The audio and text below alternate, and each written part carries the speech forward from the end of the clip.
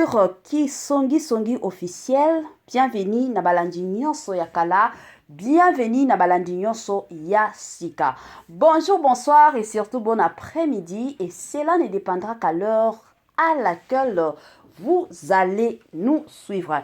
J'espère que la famille vous allez bien. De mon côté, tout de ma part, Dieu fait grâce. Toza na bomoi donc toloba kaka grâce ngolu kaka ya nzambe yango kosala kino lelo lisusu to mona na forme to mona na lisusu ka ndenge zalaka na ndenge moko ya bien tokuta na lisusu to ya koyoka na lisusu na ba émission na biso ya kitoko. Voilà la famille. Lelo Kisongi officiel a memeli bino Rythme Misamu. La plupart des gens toyebi Rythme Misamu.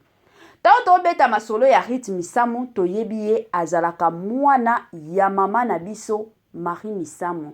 Onzamboyo, onzamboyo, onzamboyo. La famille nazalaka nanga na mongongo penza koyemba bien te. Soki nzambe apesaki nga mongongo penza koyemba neti ba mama na biso Marie Misamu. Na minute oyo somo. Lelo oyo tomemeli bino Rythme Misamu. Rythme Misamu nini ezoleka? La famille. Ebele ya batu toyebi to monaki combien Rythme Misamu abotaki. Tellement ebele ya batu babando zela. Yango mitirisa Rythme Misamu akobotaka mukolo nini. Ye akomi kaka sap na sap sur taille nde likambo. Jusqu'à ce que toyeki komona ndako na bango oyo ye na mobali na ye basombaki. Après komona ndako na bango nzoka mwana pe azaki na libumu kalate azobima toye komona pe mwana pe aye kobotama na mwana zobotama. De l'autre côté toye kotala peno anniversaire ya Rythme Misamu. Anniversaire ya Rythme Misamu la famille. Ritango kokisi mbula combien ezo kamwisa batu. Mobali na ye apesa ye nini? Famille na ye epesa ye nini? Bandeko na ngai eza ya koinda. Kande na lobake, biso awa na Kisongi officiel toyaka toujours na makambo la famille. Mama 2024 Gavker to yelibino solution. Pour na ba problème ya trompe, fibrome, myome, kyste, règle abondante. Gavker to zalina solution. Yo oyo okota ménopause atana 65 ans na Gavker oko simba mwana ebongo oyo etali fertilité masculine. Ma papa to bossani binoté, faiblesse sexuelle, éjaculation précoce, insuffisance des spermes, topé agrandissement de pénis. Posa ya mwasi ekimayo Kimobali etelemaka bien te awa yoka yango etelemi ebongo oyo etali loposo vergeture babengi nduta bouton tache acné Gavker ba produit ya solo teint uniforme na 5 jours ya pamba oteli talendenge bimi kitoko na feti tozali na gamme complet ya kopakola ya injection ya comprimé na ya suppositoire. Ozali na problème ya hémorroïde interne topé externe papa mama kaka na 2 jours ya pamba omoni changement total. Pour la maladie ya tension, diabète, AVC, topé, obésité, lobiko ezali perte de poids sans okota salle de sport. Kisi ya injection pe comprimé na Gavker bikalibela olingi okima suki pe mandefu ya pembe benga biso na lombango po awa tozali na solution moko durable. Ba produit na biso nyonso ezali 100% naturel pe esalemi na ba plante na ba industrie ya Angleterre pe Allemagne. Benga biso na numéro oyo plus 44 74 05 65 35 48. Gavker solution ya santé na yo. Voilà, kande to beta masolo bandeko na ngai ya Gavker pona bandeko nyonso oyebike ozana mwa maladie moko ezotungisa yo mwa santé na yo eza bien te mwa maboto ozana besoin mabota ba papa oyebike nzoto na yo penza eza bien te. En tout cas to consulter Gavker na Gavker bika na yo libela na système mokoka ya kitoko. Voilà. Tozonga na makambo ya anniversaire ya ndeko na biso ya star na biso ya mwana na biso leki na biso nièce na biso na kombo ya Rythme Misamu.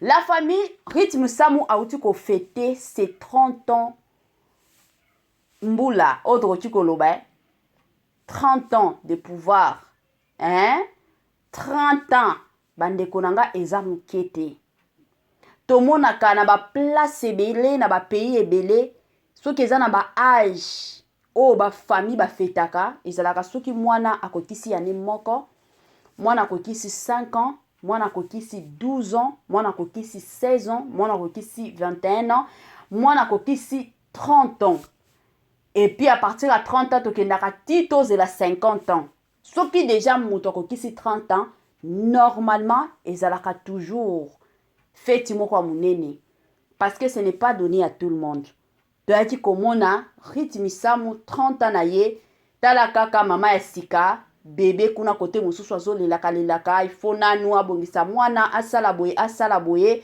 nzoka famille na ye ka ndenge toyebi biso nyonso rythme samu akola epai ya oncle na ye sikoyo tante na ye mwasi ya noko na ye nde akoma neti mama na ye ye mutu penza bokola ye parce que mama na ye atika ye na poto ka ndenge ezalaka bino moko boyebi ba histoire ka ndenge ekendaka sikoyo nde akola na ye ka kuna epai ya noko na ye donc tante na ye akoma neti mama na ye jusqu'à ce que mama na ye propre biologique oyo akufaki mama Marie Misamu ayaki kokufa bon akitaki kina akendaki kolela et puis ayaki kozonga allez kosala que non après quelque temps aye kokutana na mobali na ye la famille siko famille wana ya oncle na ye bandeko nanga bazwaka rythme samu neti kaka mwana o bango moko babota eyaki kosala que non na jour anniversaire na ye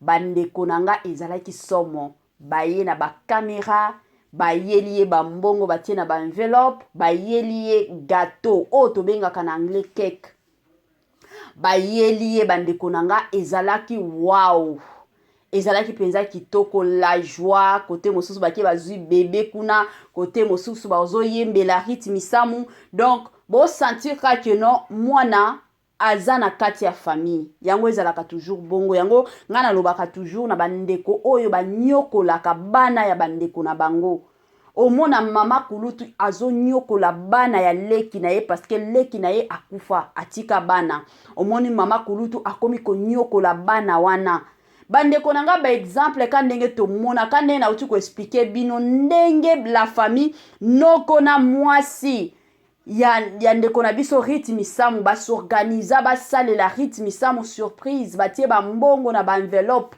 mbongo mikete mbongo moko ebele parce que bayebi ke mwana na bango aza na mbongo batiela ye penza mbongo basombela ye mwa cadeau gâteau na ye bayeli ye bazoyembela ye donc mwa esengo moko na ndako boko imaginer te babiloko ya bongo ezalaka babiloko ba famille mosusu balandaka ba famille mosusu botalaka soki yo ozo sambwisa bana ndeko na yo bana grand frère na yo bana petite sœur na yo bana petit frère na yo ozo sambwisa bango nde bandoki ndeko nanga changer parce que moni vi kande lelo oyo rythme samu wana asombi ndako toyebi te oncle na bango eske asomba bandako eske asomba bandako te ngana bino toyebi te mais mwana wana rythme samu 30 ans aza déjà na ndako na ye imaginez ata soki lelo oncle na ye wana keno vi ezo simba te mbongo ezo kota te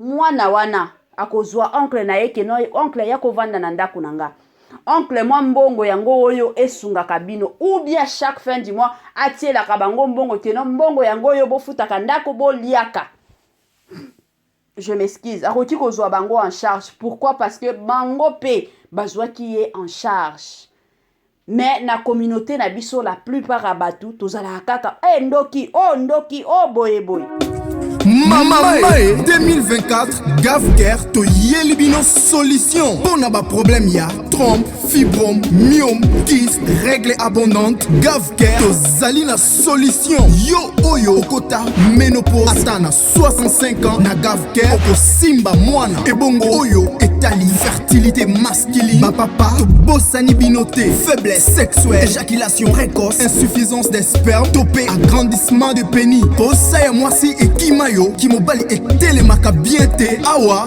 yoka yango etelemi ebongo oyo etali loposo, vergeture, babengi nduta, bouton, tache, acné. Gavker baproduit ya solo teint uniforme na 5 jours ya pamba oteli tala ndenge obimi kitoko na feti. Tozali na gamme complet ya kopakola, ya injection, ya comprimé na ya suppositoire. Ozali na problème ya hémorroïde interne to pe externe, papa mama kaka na 2 jours ya pamba omoni changement total. Pona maladie ya tension, diabète, AVC, topé, obésité, lobiko ezali perte de poids sans okota salle de sport. Kisi ya injection pe comprimé na Gavker bikalibela. Olingi okima suki pe mandefu ya pembe, benga biso na lombango po awa tozali na solution moko durable. Ba produit na biso nyonso ezali 100% naturel pe esalemi na ba plante na ba industrie ya Angleterre pe Allemagne. Benga biso na numéro oyo plus 44 74 05 65 35 48. Gavker, solution ya santé na yo. Congolais, Congolaises, partout aux alikota la biso, toyeli yo offre oyo ezali na kati ya maluku, vente ya ba terrain ya 20 mètres sur 15. Awa na kati ya commune ya maluku, ba terrain oyo ezali kitoko, ezali na emplacement ya bien, ezali plat, ezali ba terrain oyo ezali na problème ata moko te. Andeko na biso ozali kotala biso, contactez biso na numéro oyo ezali affiché na ba bande d'écran na bino. Contactez biso pour na ba précision. Ba terrain oyo ezali kote kama na $350 ya pamba. Na $350 ya pamba ozui terrain na yo ya 20 mètres sur 15. Et puis il y a aussi possibilité ya kosomba terrain à crédit, soki ozo somba à partir il y a 5 terrains. Donc à partir il y a 5 terrains mata, vous allez la possibilité il y a kofuta ndambu. Voilà opportunité yango na porte yanda kuna yo. Contactez ba numéro na biso o ezali affiché pour na beaucoup plus de détails.